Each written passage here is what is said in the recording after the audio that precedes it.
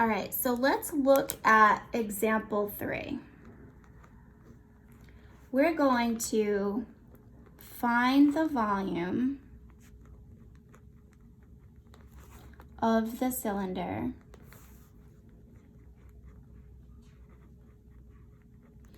and we're going to leave the answer in terms of pi. So leaving the answer in terms of pi just means don't use 3.14 for pi and just do the other math and then tack on a pi symbol at the end. So as we go through that, you'll see what I'm talking about. All right, so let's say we have a cylinder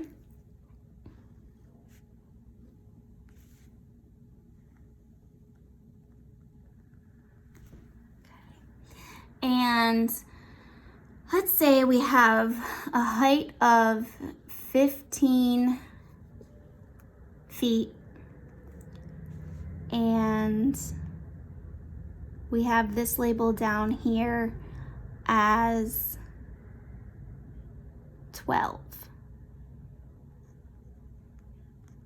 feet. All right, so the first thing is to write down your formula, right? So volume equals pi times radius squared times the height. So we're gonna leave our answer in terms of pi. So we're just gonna say that pi equals pi, okay? So the symbol is 2 lines with a little squiggly line on top. That's how you write pi. The radius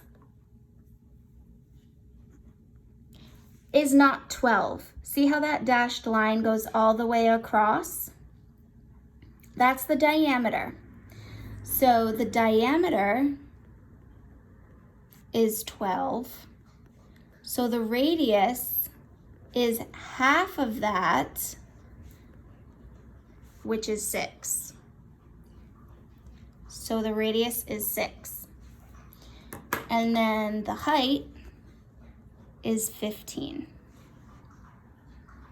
Okay, so now I'm going to substitute those values into my formula. So volume is equal to pi, I'm going to leave it as pi, times radius, which is 6 squared, times the height, which is 15. Okay, so volume is equal to pi times 36, because 6 times 6 is 36, times 15. So in your calculator, what you have to do is 36 times 15, so you get 540. So do not do anything with that pi, just 36 times 15. So volume is equal to 540. Now we write the pi symbol. So 540 pi, and then our unit is feet cubed. So that's how you leave an answer in terms of pi. Okay? You just do the radius squared times the height, tack on a pi symbol. That's it. You don't have to do 3.14. This is an exact answer. An estimated answer was like examples 1 and 2 when we used 3.14 for pi. Okay? All right, so let's look at example 4.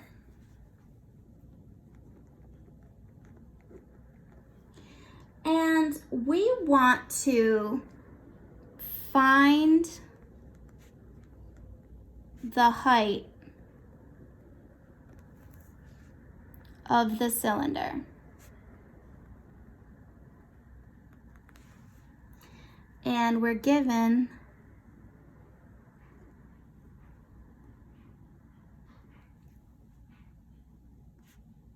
a cylinder that looks like this.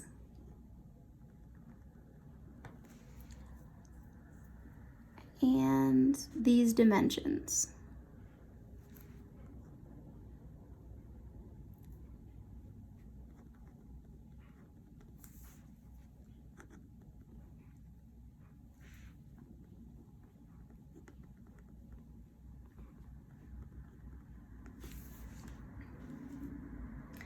So we're given the volume is 567 pi feet cubed.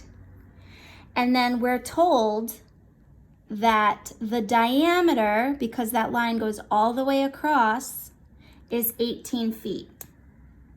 So let's write down what we know. So our formula is still volume equals pi r squared h, right? So your answer is left in pi. So I want to leave the pi symbol in because that's going to make it so much easier when I try to find my height. So you see how it says volume is 567 pi? So I'm going to write down volume is 567 pi. So V is 567 pi. I'm going to leave pi as pi. And then my radius, if my diameter is 18, my radius is half that distance. So my radius is 9. And then I don't know what my height is, so I'm just going to leave height as h. Okay? So let's substitute and solve. All right, so I have 567 pi for my volume. So 567 pi equals, I don't have enough room over here. So don't freak out. I'll send you whiteout. I'm gonna write it down here.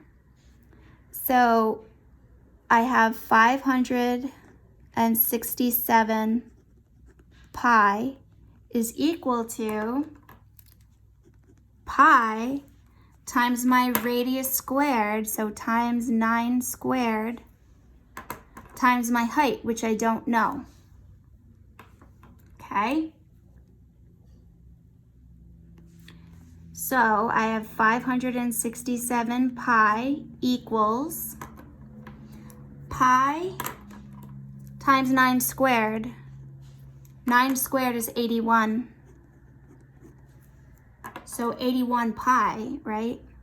Times height. So I want to know what my height is. So if I divide, this is a one-step problem. If I divide both sides by 81 pi, or pi times 81, whatever, it doesn't matter the order in which you multiply, right? So I can divide both sides by 81 pi, right? Because pi divided by pi is 1. 81 divided by 81 is 1, so I'm left with h. But I have to do it over here as well, so 81 pi. So cancel out your pi's. So then we have 567 divided by 81, which is 7. So the height of my cylinder is 7 feet. Okay? So we took what we knew, the volume, the radius. I left it in terms of pi because pi was in my answer, and I knew it would cancel out that way. And then I solved it like a one-step equation to find my height. All right, so the last one is we're gonna find the radius. So example 5. find the radius given another sideways cylinder.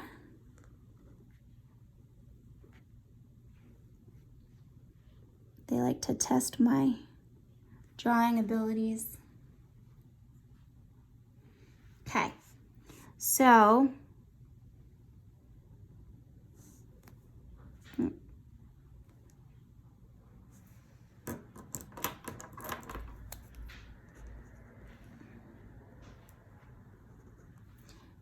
and the volume we're told is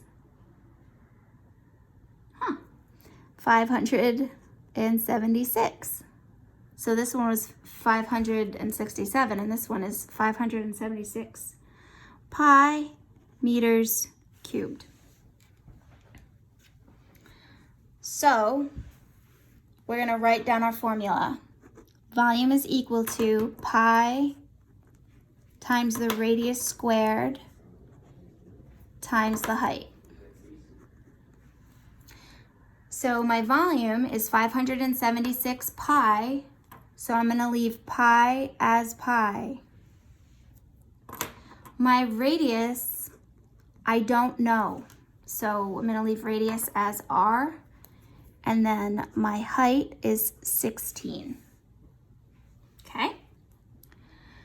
So now I want to substitute my values and then solve it.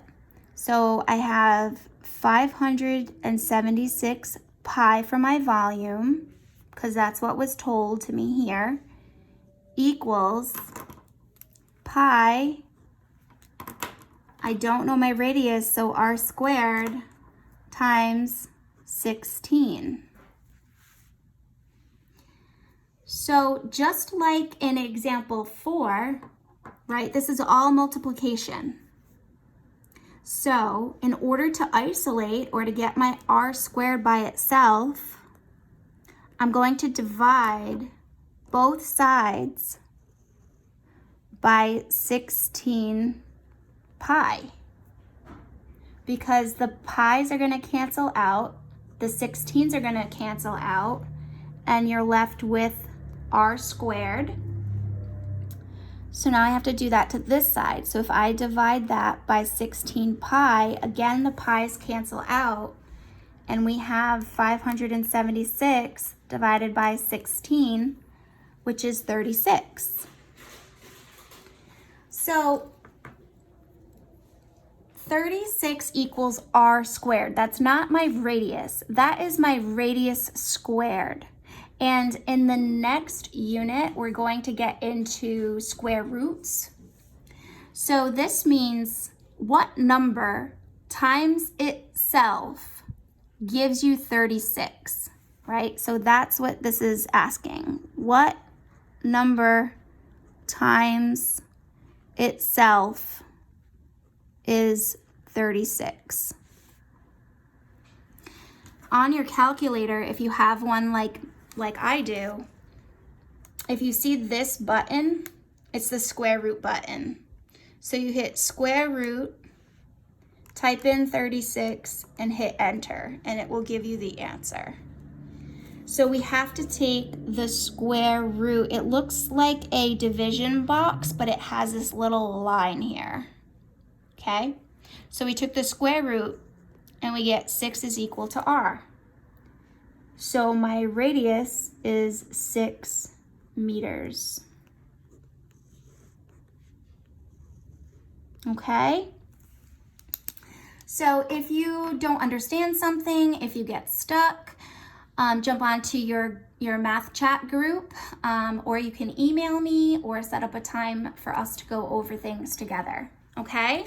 So what you're gonna do now is you're gonna click on the classwork worksheet for finding the volume of cylinders, and it will also have finding the height and finding the radius examples on there as well. I believe there are 8 examples. And then check your answers with my answer key. And then there's an edge elastic for you that is graded. Alrighty guys, see you soon, bye.